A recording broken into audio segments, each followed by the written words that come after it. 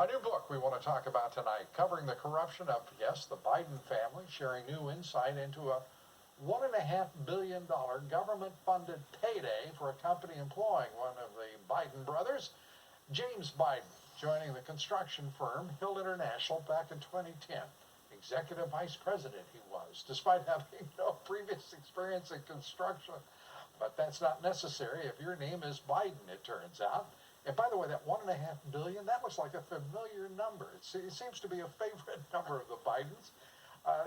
Peter Schweizer's book details the Biden name and proving it lucrative enough to earn Hill International that contract to build 100,000 homes in, guess where? Iraq. That's just a sampler, folks. Our guest, I am pleased to tell you, the author of the new book entitled Profiles in Corruption, Abuse of Power by America's Progressive Elite.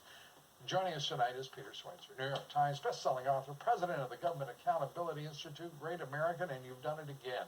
A blockbuster. Congratulations. Thank you, Lou. Great to be here with you. That number, $1.5 billion. Bidens love that number. I guess, why would you not? Right. Particularly if you can just stick it in your pocket at taxpayer expense. Yeah, it's remarkable. I mean, the Biden family, you've got 5 family members involved. I call them the Biden 5. They're like the Jackson 5, but they don't sing. It's corruption. And I've never seen this before. You know, we've talked many times, Lou, on your show about corruption involving Democrats, Republicans. Maybe there's one family member, maybe there's 2. I've never found... And a couple of independents, I'm sure. Yeah, absolutely. Independents, but I've never run across one that have 5. And on top of the fact that there are 5 involved, it's like a corrupt United Nations. You've got Hunter Biden doing deals in Ukraine, doing deals in China with state actors, corrupt oligarchs. You got the brother James, who's with this construction firm that's set up by a family friend. They get the contract to build 100,000 homes in Iraq. They get contracts to do work for the State Department. Then you've got his other brother, Frank, meeting with the Costa Rican president for these energy deals. And, of course, he has no background in energy. It just goes on and on and on. It's interesting that the Bidens don't have that requisite expertise, knowledge base. They just have a great last name. Yeah, well, they do, and they seem to have a mid-career change when Joe was vice president. I mean, that's the point that people have to recognize, is this all happened when Joe was vice president. It was not enough, apparently, when he was a U.S. senator, but when you're vice president, you have a lot of pull. You're in charge of U.S. policy, appointed by Barack Obama to be in charge of policy in Ukraine and China. So there are deals there for the son. You've got the situation in Costa Rica where he goes down and meets with the Costa Rican president. That's how these opportunities happen. You had to be asking yourself, how is it that President Obama decided that his vice president would have a portfolio that included Ukraine, China, Costa Rica? I mean, talk about a varied portfolio. Yeah. That's it.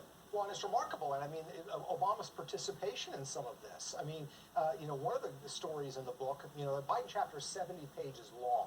Right. So there's a lot of material on Biden, but you have these 2 company executives with a company called Startup Health, this investment company. Joe Biden brings them in the Oval Office to meet with Barack Obama. They don't really have a website. They don't really have a business plan. The next day, they're featured in this federal government conference. And then Joe Biden goes and briefs their investors privately over the course of his vice presidency on Obama health care policy.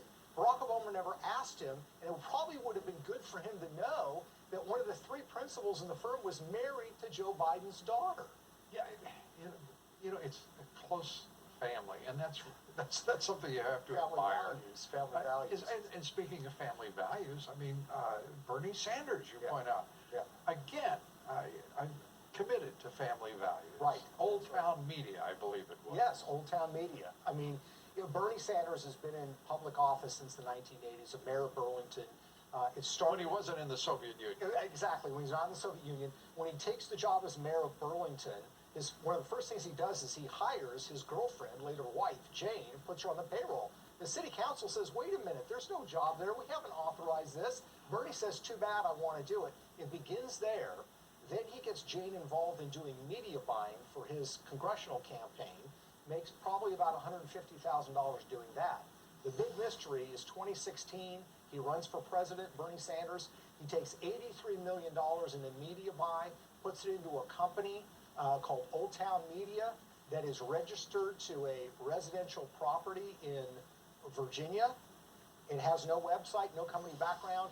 It's run by two of Jane's friends. So the question is, $83 million in media buys, the media fee for that is about $12 million.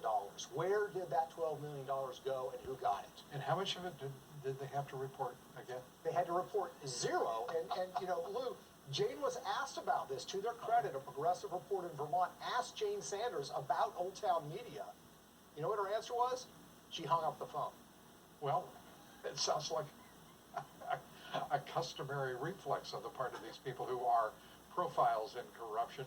By the way, just so you get the feeling, the proper sense of the panorama of corruption in the country, Peter goes through a few familiar names like Kamala Harris, Cory Booker, Elizabeth Warren, Sherrod Brown, and Amy Klobuchar, and Eric Garcetti, just to keep the left coast involved and on alert.